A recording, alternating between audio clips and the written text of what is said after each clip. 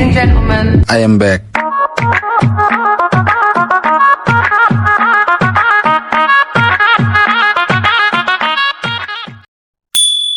Hello guys, आज के session में हम लोग कंपाइलर और इंटरप्रेटर के बारे में डीप स्टडी कर रहे होंगे, तो इस वीडियो को लास्ट तक जरूर देखना। तो आइए इस सेशन को स्टार्ट करते हैं।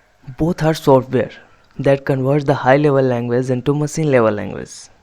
कहने का क्या मतलब हुआ, जो कंपाइलर है और इंटरप्रेटर दोनों ही हाई लेवल लैंग्वेज को मशीन लेवल लैंग्वेज में कन्वर्ट करता है। दोनों का काम ना एक जैसा ही है, पर दोनों का काम करने का तरीका बिल्कुल एक जैसा नहीं है। दोनों ही अलग अलग तरीके से काम करते हैं। जैसे compiler scans the whole program in one go. Interpreter scan the program one statement only one at a time. कहने का क्या मतलब हुआ, हमारा जो कंपाइलर है ना, पूरे प्रोग्राम को एक बार में स्कैन करता है, और हमारा इंटरप्रेटर जो है वह प्रोग्राम को ना लाइन बाय लाइन एग्जीक्यूट करता है। जैसे हम लोग कोई सी में कोई प्रोग्राम लिखते हैं, जैसे इफ एल्स लगाकर एक छोटा सा प्रोग्राम लिख लिए, ठीक है। उस प्रोग्राम को जब हम रन करते हैं ना, तो वो पूरा का पूरा प्रोग्राम एक बार में एग्जीक्यूट होता है। अगर कोई एरर है तो बाद में अपना एक साथ बता देता है कि हाँ आपका प्रोग्राम यहाँ पे एरर है, ठीक है। लेकिन कंपाइलर में ये सीन नहीं होता।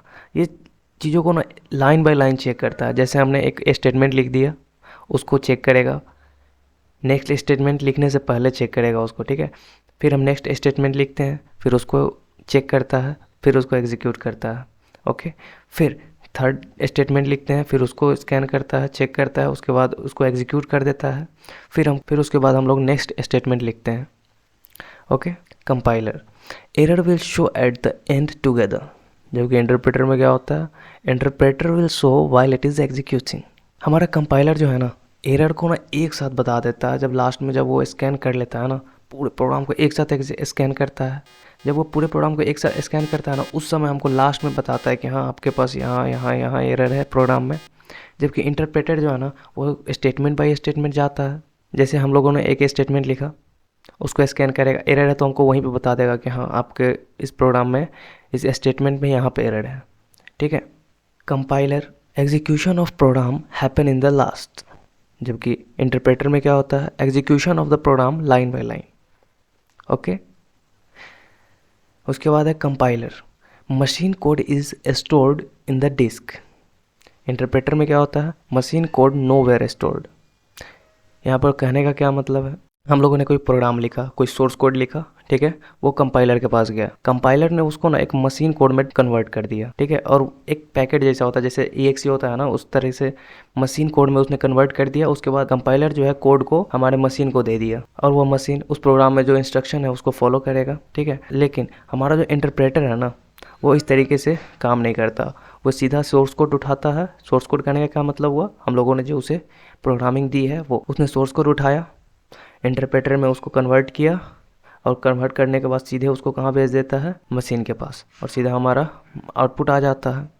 नेक्स्ट क्या है, compiler it take large amount of time to analyse the program. Interpreter क्या करता है, it take less amount of time to analyse the program. Compiler जो है ना, एक बार में पूरे प्रोग्राम को एग्जीक्यूट करता है, एक बार में उसको स्कैन करता है, तो वो ज़्यादा समय ले लेता है एज़ कम्पेयर टू इंटरप्रेटर। जबकि इंटरप्रेटर तो स्टेटमेंट बाय स्टेटमेंट चेक करता है, तो उसको समय कम लगता है as compare to compiler, okay. Compiler CPU utilisation of compiler is high. Interpreter में क्या होता है, CPU यूटिलाइजेशन इज़ लेस। हमारा कंपाइलर जो है ना, वो CPU का इस्तेमाल ज़्यादा करता है एज़ कम्पेयर टू इंटरप्रेटर, क्योंकि कंपाइलर एक बार में पूरे प्रोग्राम को एक साथ स्कैन करता है, तो CPU पे ज़्यादा लोड पड़ेगा, जाहिर सी बात है। और interpreter line by line check करता है, तो CPU आराम से उसको करता है। जैसे हमने एक लाइन प्रोग्राम लिखा, इंटरप्रेटर क्या करेगा, उसको चेक करेगा, एग्जीक्यूट करेगा, ठीक है।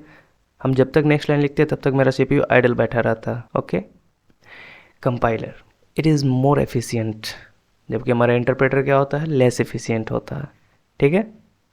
उसके बाद कंपाइलर क्या करता है, it generates intermediate machine code, जबकि इंटरप्रेटर क्या करता है, it doesn't generate intermediate machine code. हमारा कंपाइलर जो है ना, वह सोर्स कोड को ना पहले किस में कन्वर्ट करता है, इंटरमीडिएट मशीन कोड में। उसके बाद मशीन को देता है कि हाँ अब आप लो और इससे जो करना है वो आप करो। लेकिन हमारा इंटरप्रेटर जो है, इस तरह का कोई काम नहीं करता। वो सीधा का सीधा सोर्स कोड लेगा और उसको कन्वर्ट करेगा किसमें, मशीन कोड में। इसमें कोई इंटरमीडिएट मशीन कोड जनरेट नहीं होता। ठीक है। उसके बाद नेक्स्ट क्या है अपना, compiler. It is best suited for the production environment. Interpreter, it is best suited in software development environment. हमारा कंपाइलर जो होता है ना, वो प्रोडक्शन इन्वायरमेंट में बहुत ज़्यादा यूज़ होता है। ठीक है। जबकि इंटरप्रेटर जो है वह सॉफ्टवेयर डेवलपमेंट इन्वायरमेंट में बहुत ज़्यादा इस्तेमाल होता है। ओके। यहाँ पर मैंने कंपाइलर और इंटरप्रेटर के कुछ एग्जांपल दिए हैं, कौन सा लैंग्वेज कंपाइलर बेस्ड लैंग्वेज है और कौन सा लैंग्वेज इंटरप्रेटर बेस्ड लैंग्वेज है। ठीक है। जैसे हमारा सी हो गया, C++ हो गया, C# हो गया, जावा हो गया। इस तरह के जो लैंग्वेज होते हैं ना, वो कंपाइलर बेस्ड होते हैं। और पाइथन हो गया, PHP हो गया, पर्ल हो गया, रूबी हो गया। इस तरह के लैंग्वेज जो होते हैं ना, वो इंटरप्रेटर बेस्ड लैंग्वेज होते हैं। ओके। तो आशा करता हूँ आज के सेशन में आपको मज़ा आया होगा, चीज़ें समझ में आई होंगी कि कंपाइलर किस तरीके से काम करता है, इंटरप्रेटर किस तरीके से काम करता है।